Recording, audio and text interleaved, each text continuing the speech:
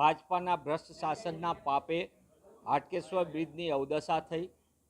ભાજપાના ભ્રષ્ટાચારનો બેનમૂન નમૂનો એટલે હાટકેશ્વર બ્રિજ એક વધુ, અને એ બ્રિજને તોડવા માટેની જ્યારે ના છૂટકે જનતાએ અવાજ કર્યો, ટેકનિકલ ખામીઓ સામે આવી અને તમામ દ્રષ્ટિએ તમામ નિષ્ણાતોએ કીધું કે આ બ્રિજ એ તોડી પાડવો પડશે, ત્યારે એના વિશે હકીકત સ્વીકારીને ગૃહ રાજ્યમંત્રી શ્રી કોંગ્રેસ ઉપર આક્ષેપ કરવાને બદલે એમને સ્વીકાર કરવો જોઈએ કે આ ટ્રિપલ એન્જિનની સરકારમાં ભ્રષ્ટાચારનો બેનમૂન નમૂનો છે। ભાજપનો જે ચંદાદો ધંધાલોનો જે નિયમ છે એના ભાગરૂપે જ હાટકેશ્વર બ્રિજ હતો, એમાંથી કરોડ રૂપિયાનું કમિશન એ કમલમમાં જમા થયું છે, અને કમલમના કૌભાંડોના પાપે હાટકેશ્વર બ્રિજ જે શહેરી નાગરિકોની સુવિધા માટે નહોતો એ હકીકતમાં તોડવો પડ્યો છે। એટલે ટેક્સપેયર નાગરિકોના પૈસા પાણીમાં ગયા, કમલમમાં જમા થયા, અને જનતાને શું મળ્યું?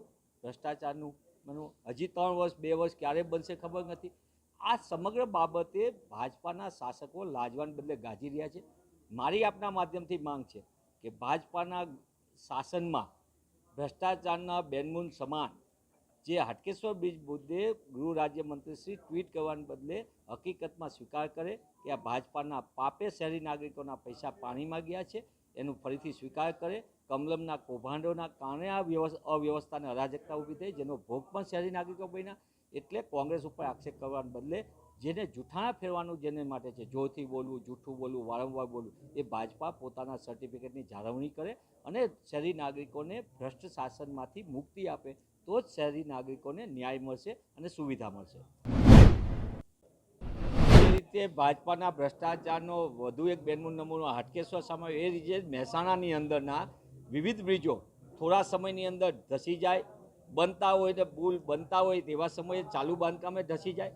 એટલે કે પહેલાં જે મોટા પાયે કમલમમાં કમિશનની ગોઠવણો છે, જેના કારણે નબળા બાંધકામના કારણે એ બ્રિજો તૂટી રહ્યા છે, પડી રહ્યા છે, બાંધકામ થતું હોય ત્યાં પડી રહ્યા છે। પાલનપુરનો પણ એ રીતે, જો નંદાસરનો પણ એવી રીતે, અન્ય બ્રિજે પણ ચાલુ બાંધકામે ધસી પડે।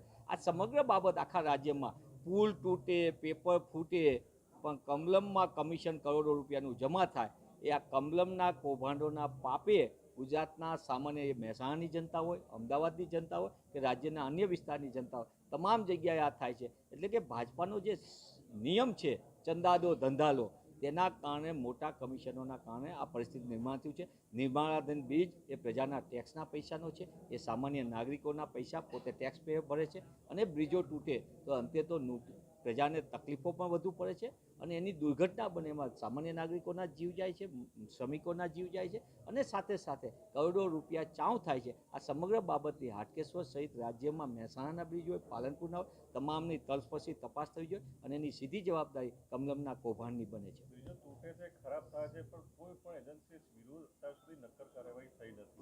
એટલે નિશ્ચિતપણે રાજ્યમાં અનેક જગ્યાએ એ મહેસાણાની અંદરનો હોય, હાટકેશ્વરનો હોય, સુરતનો હોય, પાલનપુર, તમામ જગ્યાએ જે પુલ તૂટવાની જાહેર મિલકતોનું નબળા બાંધકામ, તમામની હાઈ સિટિંગ જજના દેખરેખ હેઠળ તપાસ થાય તો બહુ મોટા કૌભાંડો સામે આવે એમ છે, અને એની તપાસ થઈ એજન્સી આગળથી પૈસા વસૂલ થયો છે, અને જે શાસકોએ ભ્રષ્ટાચાર કર્યો છે એની જવાબદારી પણ નક્કી થવી જોઈએ।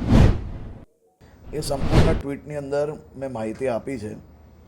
આ પ્રકારે જુઠ્ઠી માહિતી આપવી, ખોટી માહિતી આપવી, આ કોંગ્રેસનું કામ છે। સાચી માહિતી આપવું એ અમારું કામ છે, અમે કર્યું છે, અને લાયર ગેંગ છે જ, એમાં કોઈ બેમત નથી।